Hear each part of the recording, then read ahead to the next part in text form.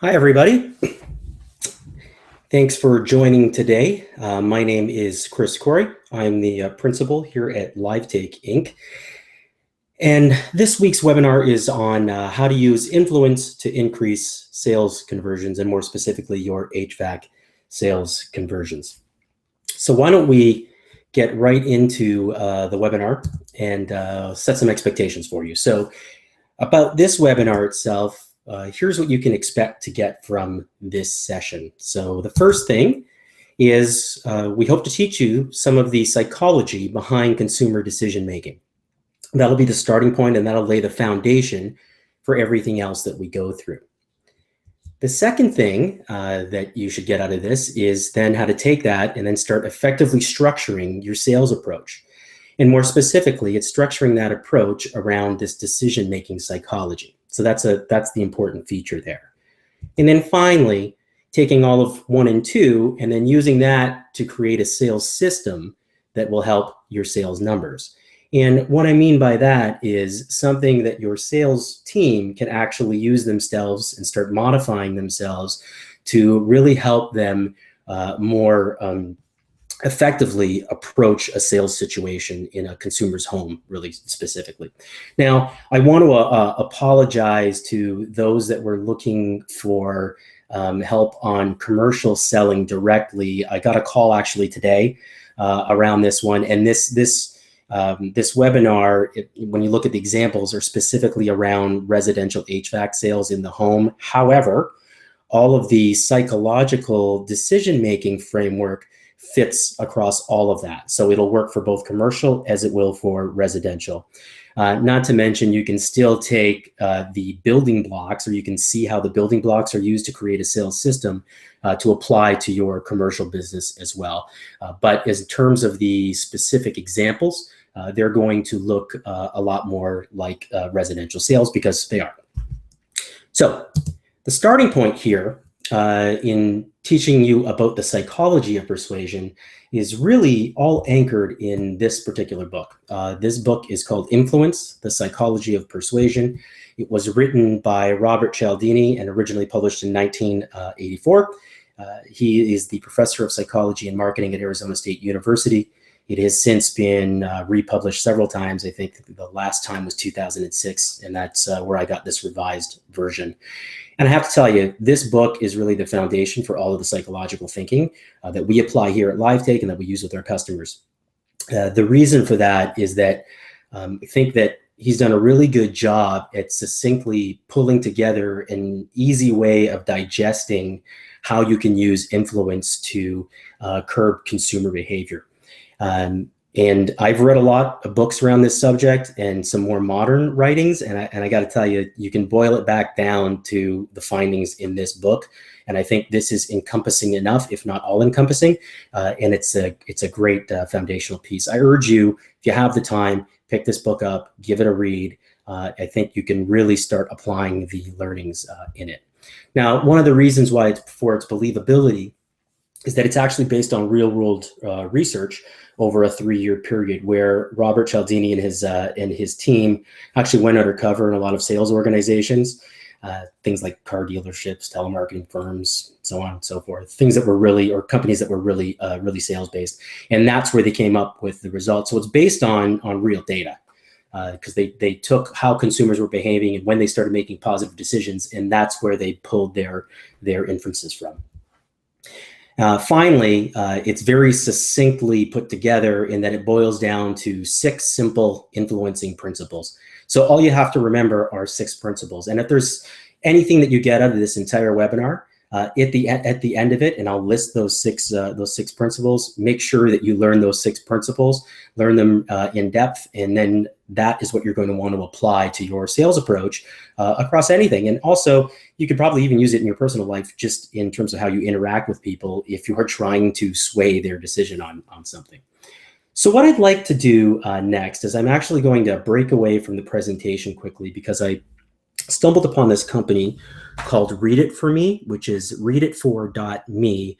And what they do is they do 10 to 12 minute book reviews in an animated way with some video. And what they do is then they'll summarize the book for you. And if you're not into reading, it's a great place to go. I did find on their library there that they do have the original publication of Influence. I think then it was called Weapons of Psychology or Weapons of Persuasion. So it's a little bit different in terms of how it summarizes the results, but the nuts and bolts are all the same. So what I'm going to do is I'm going to play that video for you quickly. It's a 12-minute video. Let them do the book review for you, and then I'll rejoin the webcast, and then we'll get into the specific selling of HVAC using some of these principles. Okay, so I'll break away for a minute here. Enjoy the video, and I'll see you on the other side. Okay, welcome back. So I hope that was helpful in some way, just at least to give you a background about the book itself and whether or not you might want to do some self-study and pick up a copy. So like I said, that was the original publication of that. In the revised version, the one that I'm referencing here, I think in that version they showed 8 principles. They boiled it down now to really 6. So let me just review those 6 principles for you one more time. So the first one is reciprocity, and that's that people tend to return a favor.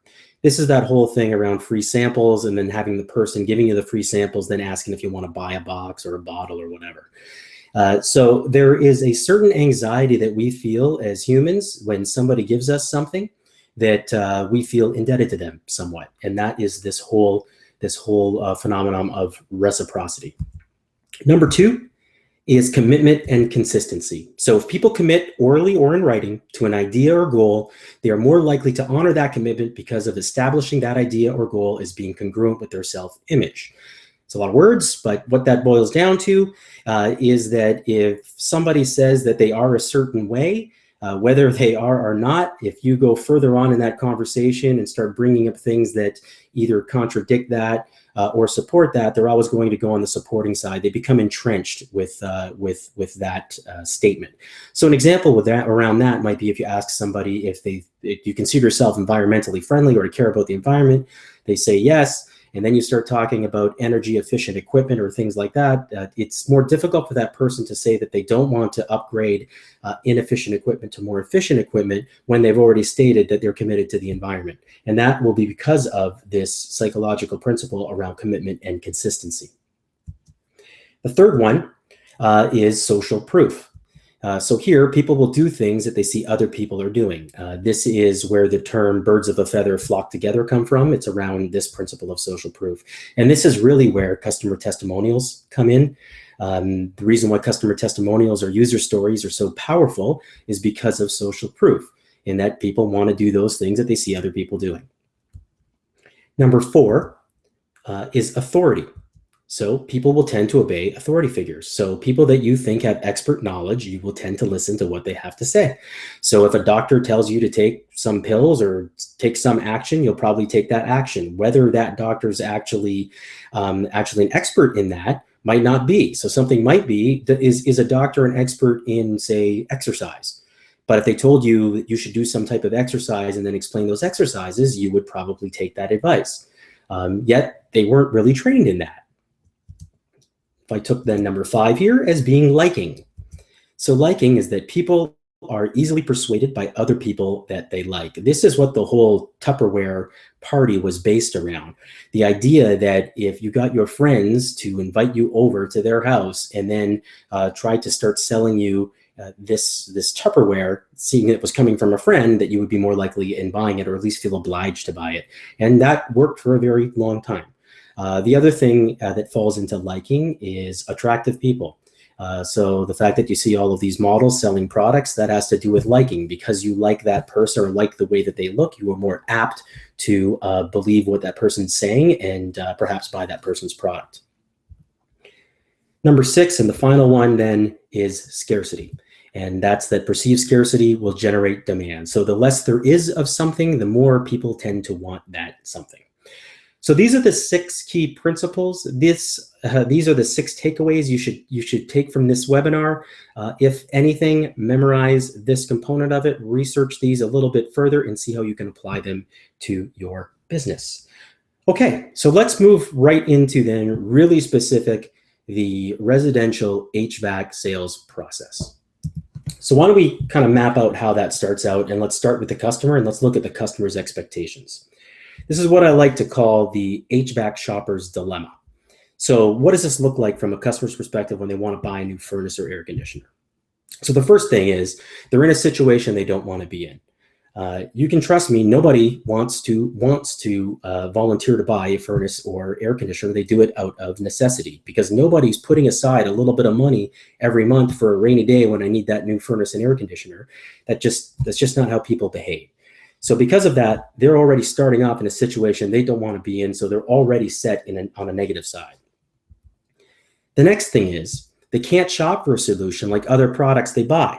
Think of anything else that you buy, and then think of the way that we sell furnaces and air conditioners today, and there's not much that's sold this way, where a stranger wants to take about an hour and a half of your time, sit in your home, and then start trying to sell you furnace and air conditioning equipment. That's not normal. So again, because of that, this feels odd to them, and it's a clunky way to enter a sales proposition. Finally, they need to sacrifice time not for a solution, but rather just to find options. So they give up their own precious time. Somebody comes to their home, presents them an option for a furnace or an air conditioner, and then they still have a problem. And if they decide to go ahead, they have to schedule some more time where somebody can actually come by and actually fix that problem for them. So the result of all of this is that you end up with missed expectations. And that's how you're starting the sales process. And that's a hard way to be. It's amazing that in our industry, we're able to actually sell this stuff. That says that people must be in a real pinch when they need to get it, because they're not in the positive mind frame that they would probably be in when shopping for a lot of other goods and services. So how do we combat that? And how do we combat that in the sales system? A system that today I feel doesn't really address this customer low expectation or missed expectation situation. So we need to start by rebuilding credibility, and we rebuild that credibility right at the door. We rebuild that credibility when we get to the home. So let's start first with how many times, if you're running an HVAC company as an example, how many times have you said this? Or if you're working in an HVAC company, how many times have you heard this? I wish my technicians would sell. And the reason we say that is because when a technician does sell, they tend to sell at a very high conversion rate. The reason for that is that they're viewed as experts. They're viewed as experts by the consumer. And the consumer tends to believe what they're saying, so they have a huge amount of credibility. So instead of wishing that your technicians could sell, why don't we try to then change the sales system so that it addresses this issue and actually builds credibility for your sales team or your salesperson at the door? The way we do this is by starting by proving that you physically needed to be at the home. Now, the challenge is that we show up at the home today. The customer's not happy about that because they probably just wanted a price over the phone or over the web. We didn't give it to them. So they reluctantly invite you to the home, and then it ends up at this 2-hour sales pitch where the customer the whole time is probably feeling, well, you just wanted to get me to sit in front of you and actually listen to your spiel, knowing that I wouldn't listen to it if I didn't have to commit this time to you. So instead, the first thing we should do in the sales process is actually show that you physically had to be at the home. Address that first. So what you want to start your sales process with is the actual heat loss, heat gain calculation to actually size the equipment. And then secondly, you want to go into then measuring up or looking at least the complexity of the installation itself and explain it to the customer like this. So the interaction might go something like this. So hello, Mr. or Mrs. Customer. So before I can actually even get into showing you what your options are, really assessing your situation, there's a few things that we have to do. And the first thing is that, and I don't know if you knew this, but the equipment actually comes in different sizes. They might physically look the same, but the power plant within them is different. And the bigger the size required for your particular home, the more expensive the unit is going to be. So what we're going to have to do is we have to go around the home and do what's called a heat loss, heat gain analysis to actually determine what size equipment is appropriate for your home. That's part one. Part two is that 50% of the cost is actually in the installation itself, not the equipment. So we'll need to look at the complexity of your particular installation. So I'll have to go down to where the equipment is and actually take some measurements to see what it's going to take to install your unit. While I'm doing that, I can also tell you what the size is of your existing equipment, so you'll have that for a reference, but also I'll be able to tell you what the existing efficiency is of your equipment. And we might use that information later on in determining whether or not you can see some energy savings, which are some dollar savings, when we look at actually upgrading that equipment to something that's a little more efficient. So why don't we start by doing that?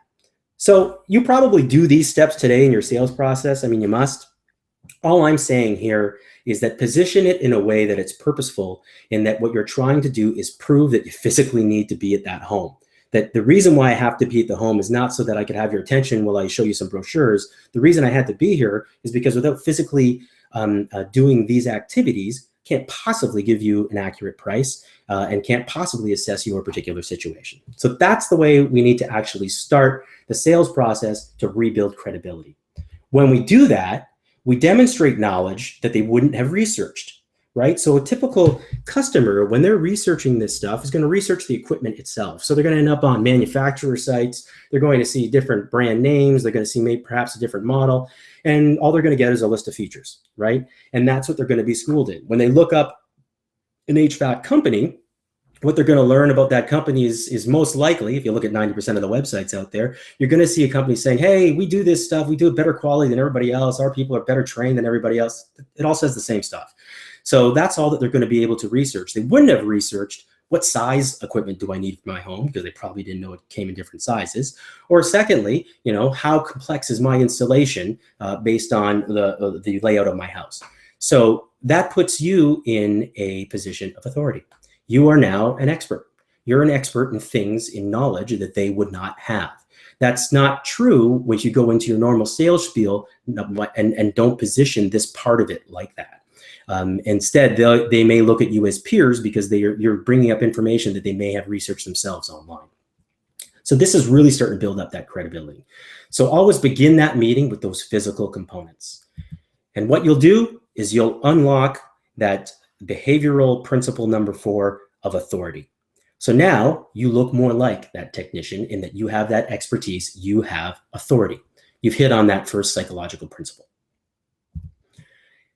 The next thing to do is to create information giveaways. Now, what I mean by that is turn the information gathering into actual products. So don't connect the sizing of the equipment, the measuring of the installation complexity, the size of their existing equipment, the efficiency of their existing equipment. Don't connect that directly to the sales process itself. Separate the two. So start your meeting then, after you do the physical stuff, start by giving this information as not a part of the sales process. So it looks like this is free information that you're going to keep. As a homeowner, you should have this information, and you may be able to use it even if you don't buy from me. You can use that information to check with the other people that are giving you quotes, just to ensure that they're talking about the right stuff. So turn that into an information giveaway for them. Right, so we're breaking the load calculation and efficiency ratings out and packaging that as a type of gift. Then, if you can, create a leave behind on a how-to buying guide, right? So what the buying guide would say is that, hey, here are the things that you should look for when looking to buy a new furnace and air conditioner. Here are the things you want to ask a contractor to ensure that they know what they're doing and that the quality is going to be right. But yada yada yada. You can really go to town on this, but you should create a buying guide for that person that you can, again, leave behind for them. And this is all separate from the actual sales presentation. Now, perhaps in your existing sales system, this is all intertwined in the sales presentation itself, but I want you to separate those two so that the person really feels like they're getting something for free. This, my friend, is the free sample. And you're now unlocking reciprocity, right? So you've now hit on a second psychological behavioral principle, and that's reciprocity. You've given something and you've put that person in a state of indebtedness to you. And you would hope then that how they repay you is by saying yes to your offer. So now let's look at, you've done that, you've given away, you're getting into your sales presentation now, and how do we now present the options in a way that is more conducive to generating a consumer decision? The first thing you want to do is you want to avoid choice fatigue. So small selections actually sell 10 times as much as large ones. So there was a study, I think it was Columbia University that did this experiment, and it was with jams. And they compared, it's like having a display with 24 or so different jams versus one with, say, 6 jams. What they found is that, yeah, more people stopped and looked at the 24 jams, but those that stopped for the 6 jams actually made 20 or 10 times more purchases. So they proved through this that small selections actually sell better than large ones. And the reason for this is that having to make several choices leads to less decision making because of fatigue. When you've got too many choices, you get brain fatigue and you don't want to do anything else. And that one of those other things might be actually making a decision. So you want to avoid that choice fatigue. The next thing you want to do then is group your products into only 3 or so categories. So good, better, best. And I'm sure 99% of you, that's what you do today. Just be conscious of why you're doing that. And it's for this reason. You want to actually limit choice fatigue. It's not because it makes it easy for your salespeople to remember. It's because it creates choice fatigue for the consumer. So you want to group that logically when you get your 3 groupings, and you want to categorize by efficiencies. And that's just the easiest way to do it. It makes the most sense. It's very logical. Again, I'm sure you do that today, but are you explaining that to the consumer is the point. So what you want to do now is actually explain how you've categorized this by efficiency to the consumer. So you're telling them that, hey, my good, better, best is differentiated because of efficiencies. And that is the easiest way to explain the category price differences to the consumer this way. And when you're doing this, then explain to them technically why the thing gets more efficient in the different classes. So it might sound something like this. Again, hello, Mr. and Mrs. Customer. So we've grouped our products into 3 different categories. We have a good, a better, and a best, and they differ by efficiency. So in the good, what you would see here, if I were to take a furnace as an example, you're going to see a single stage furnace with a PSC motor. And then if I move to the better, you're going to see a 2-stage furnace with an EMC or ECM motor. And then if I went to the better or the best, you would then see a modulating gas furnace with an ECM motor. Let me explain to you the differences between those.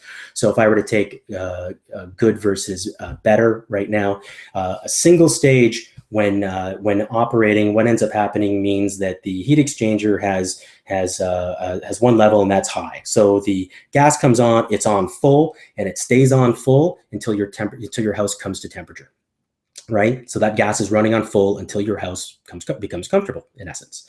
When I move to a 2-stage heat exchanger, what ends up happening is that, yes, the gas comes on at full first, but once the heat exchanger gets to temperature, it actually reduces the flame somewhat because you don't need as much energy to keep the heat exchanger hot. It's kind of like when you're boiling water, and once it gets boiling, you can turn down the heat and it'll stay simmering. Same principle in essence. So that saves you some money. You take that to the nth extreme, and now you've got a modulating gas valve. And what a modulating gas valve can do, that it can come down to even lower temperatures. In fact, it can actually start pulsing, where it actually turns off and on very quickly. And again, that saves you a little bit more energy. And that's how these categories are set up in terms of good, better, best. And that's how the efficiency gets better through the categories. So once you do that, you really disarm people of many of their technical questions, right? Because they have a clear understanding as to why your products are categorized the way they are, and why each product is different from the other in the other category.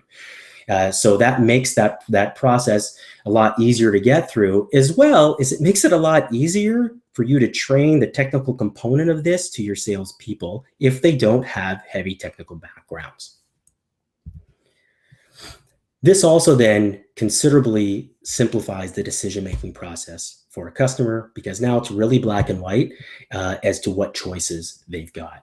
So you'll want to move from this then to generating some small commitments, right? And this is getting the customer customer to make choices.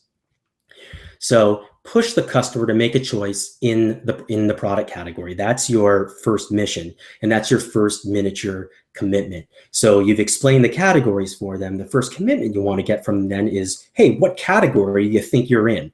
You know, which one makes the most sense to you? Where do you see yourselves? This has, and I have a picture of a shopping cart here. This really is around that whole theory that a shopping cart that's empty, when you want to put you're making the decision to put your first item in that shopping cart, that's a big decision. It takes longer to make that first decision. Once you've got items in the shopping cart, then it's easier to actually add items to this. And that's what we're trying to do. Put another way, it's boiling the frog slowly, right? So I think a lot of times when we're doing our sales pitches today in the home, we go in there with an empty cart, and then it's, you know, we want to move right to fill the whole thing. So, you know, I've got these things, you want to buy one. Instead of starting to build this level of commitment with the customer. How you can start reinforcing that is then to start asking follow-up questions to reinforce that choice in categories. So let's say that they choose the category better. You're going to want to reinforce that with them, that they made that choice. So you start asking some follow-up questions. Maybe it's this: is there equipment in this category that you've already considered?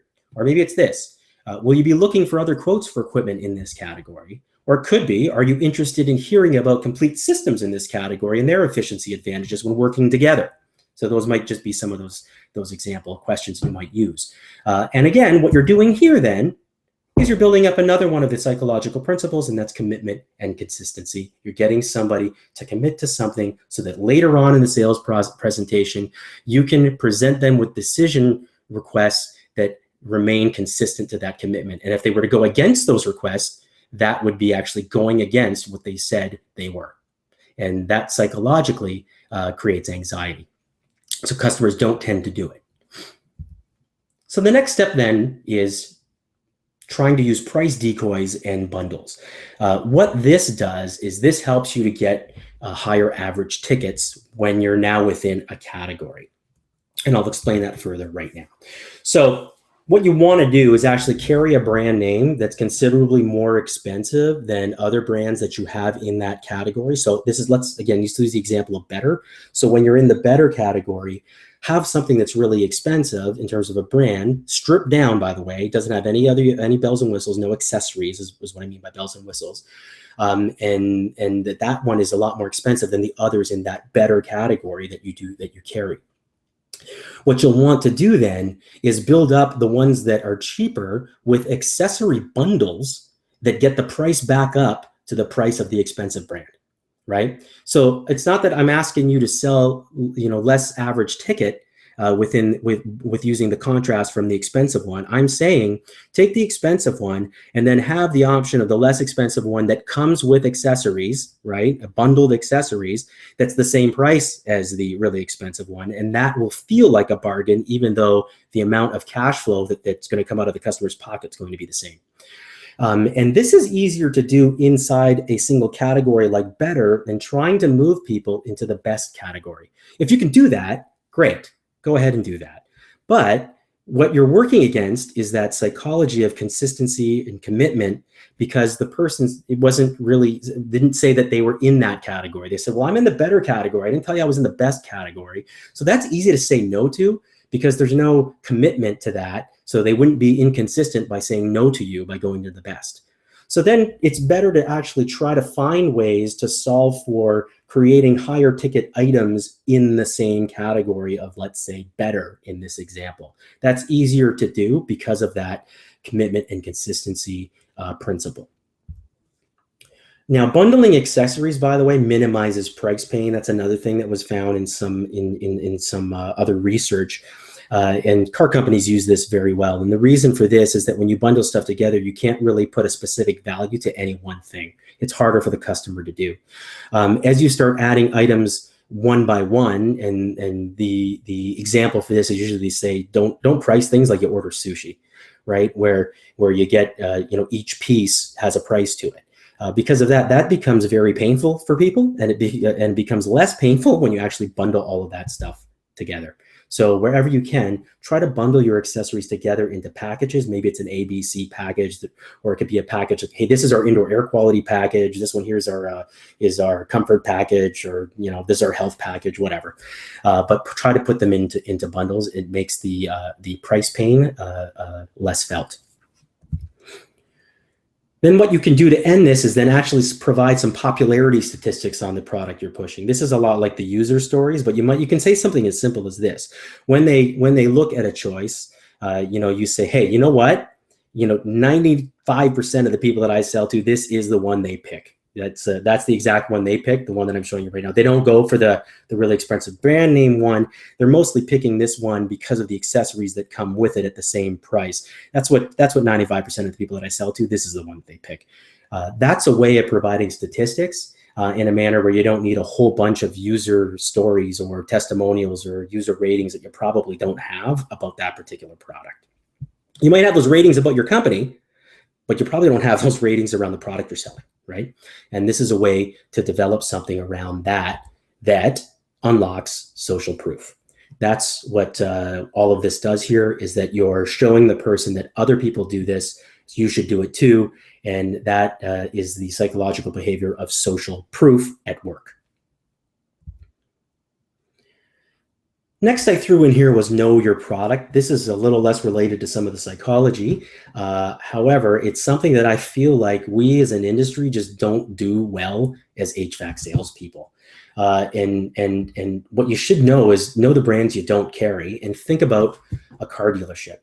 I'll bet you if you were to go into Ford and go to look to purchase a car, that person would know what Toyota was offering in that same class, and would be able to talk to you about why their product is either superior or the same, at least, or has better value or something. But they'd be able to reference against it. You wouldn't have to fill in the details for them about the Toyota offer in terms of what, let's say I was looking for an SUV. They would know the Toyota SUV that compares against the Ford SUV that you're looking at. And when you think about HVAC sales, by and large, maybe you don't do this as a company, and bravo for you. That's excellent.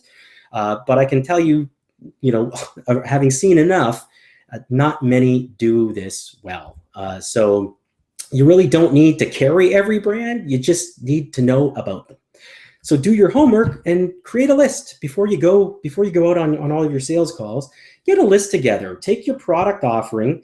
Go take the brands that you don't carry. Look up the models of those brands in those same categories. Match them up and create a list so you at least know that, hey, this group of product is the same as the product I'm pushing, so that if a customer talks about that other stuff, you got a place to go. When you don't do this, you've got nowhere to go when a customer starts bringing up the fact that, hey, you don't carry the brand that I was really looking at. I was researching this one and I heard this one's better. How do you handle that objection if you don't know what those other competitive brands and models are? And it doesn't take a lot to do this. You just create a list around that. It'll pay back in spades, I'm telling you. By the way, it also shows authority, right? You again look like a real expert, right? An expert would know about those other brands and would know why the brands that you're trying to sell them are just as good as the ones that they were considering, if not better. So you really want to build up authority, and that again is why you will start looking like an expert to a customer, and they'll start believing what you're saying, and more importantly, do what you recommend. Finally, at the end of your sales process, you want to leave the door open after you've asked for the sale. So more specifically, ask for a favor, and this is really when the customer wants to think about it. So if they're going to get more quotes, or they want to talk to some other decision maker, but they don't want, for whatever reason, they don't want to make a decision before you leave, you need to ask for a favor, and you need to leave that door open. Before you do that, start by reinforcing the giveaways you delivered. Something around the, hey, well, I hope you enjoy, thank you for the time today. I hope you're able to use the information that I gave you around the efficiency and the size of your existing equipment, as well as the sizing of the equipment you're going to need when you do make a decision to actually replace it, whether or not you buy from me. Please do use that buying guide that I left there for you. It's a really good benchmark to really see if the people that you're talking to are reputable or not. Again, I hope you make good use of those. So now I've just reinforced the informational giveaways that I had given them. So I'm trying to create that indebtedness feeling to me. And then I ask for the first right of refusal. And what I mean by that is this. I'll say something like this. Understandably, you're going to go get some other quotes. That's the right thing. That's what you should be doing. It's a smart move. When you do get those other quotes, there's one thing, a favor actually, that I'd like to ask you. And that's that if you see one of those quotes that you really like, and you think it's something that's better than what I'm presenting you today, all I ask is that you please give me a call and let me at least try to match that price or do better. That's all I ask. So that's the favor, right? It seems a little bit innocuous, but because you've reinforced those giveaways, that person is going to want to act on reciprocity, right? So you're leveraging that influencing behavioral principle again. And that's a good way to end that conversation if you don't get the sale before you leave the home. So let's pull all that together and let's make that into a true system. So first, let's clearly outline the steps and their purpose. So step 1, introduce yourself and explain why you physically needed to be at the home. Step 2, deliver the sizing and equipment efficiency information to the customer before selling.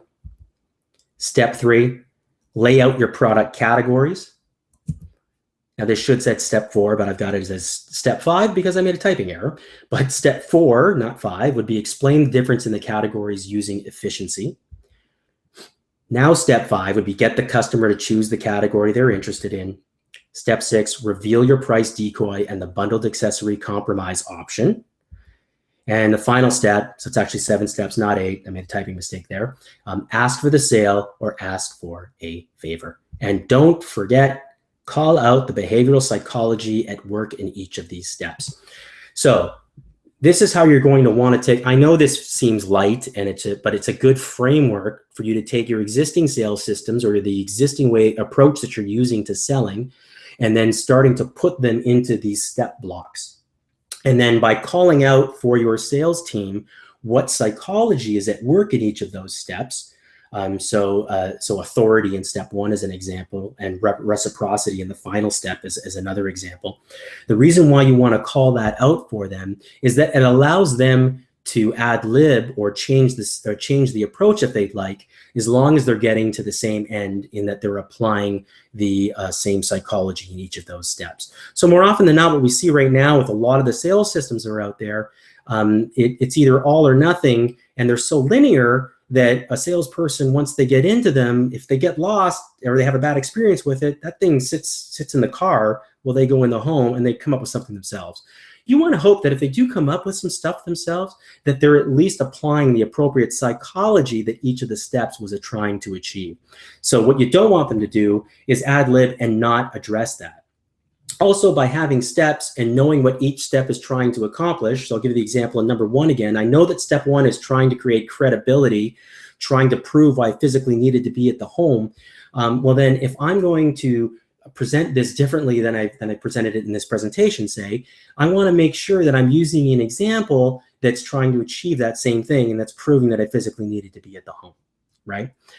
So that's how you'll want to train this. The other thing is when it's laid out in steps and you know what each step on its own is trying to do, then when you get into the nonlinear conversation that you really are going to get into with a customer, you're not going to get thrown off, right? You're not going to not know where you are. You can jump around in the steps, but because they're all contained in themselves around what they're trying to achieve, you still know what it is you're trying to do, right? And with a lot of the systems that I've seen, that's difficult, right? Once people start jumping around, it takes you off your linear game of maybe whether it's a binder or an iPad you're sweeping through to go through your sales system.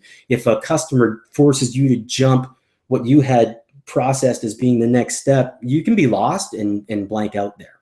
You won't be, though, if you know what you're trying to accomplish in each one of these sections, right? So that should give you enough of a framework now to either make your system better or create a whole new system around some of these behavioral traits. And come up with your own examples. Again, I've just given a whole bunch of examples that are mine here, but I'm sure you as HVAC experts could probably do a better job of that, and get your technicians involved. This way, your technicians can actually get involved in the sales process, not by selling themselves, by actually helping you build this system then, and creating the proof points for all of the psychological effects that you're trying to elicit from your customers. So I hope that helped. That's really it for the sales system. I want to take this time now to tell you a little bit about us. That's me right there, Chris Corey. And we specialize in the HVAC space. I spent the last 9 years, my previous career at Reliance Home Comfort. For the past 4 or so, I headed up their marketing department. And I recently started this company, LiveTake, with an agency partner of ours to really specialize on the small to mid-size HVAC companies and to help them grow. So we are specialized in this space. It's all that we do. We don't market for anybody else. Because of the background, we've got some strong HVAC support relationships. Know all of the senior people at all the major manufacturers. We also know a lot of specialty advertising and marketing agencies that have done a lot of work with or for us in the HVAC space. So there's a real good support network there to really drive out results in an efficient manner. We're also an HRAI member company because we want to show you that we are part of your professional community, and we want to get access to all of you, and we want you to have access to us. So that's why we are an HRAI member company. And don't know if many of you will be down in Windsor this week for the AGM. I'll be down there. Now, you know what I look like. Seek me out, and let's have a conversation. We're dedicated to helping contractors grow. That's what we're here for, and that's why our purpose is actually making marketing easy for this sector. Oftentimes it could be confusing, really understanding what it is you're paying for and what you're hoping to get out of it in the traditional agency relationship. We're trying to eliminate that. We've put a lot of the products into packages that have a list price, and you know exactly what you're going to pay. You know exactly what you're going to get out of it. With that segue, I would say, please go to our site and download our product catalog. It contains all of those packaged products. If you can't download it there, or you just want to send me a note, then do that and request just tell me that you want the catalog. I'm at ccorey, that's C-C-O-R-Y, at livetake.com. Just tell me you'd like to see the catalog. I'll send you a copy of it electronically. But we're hoping to make marketing easy.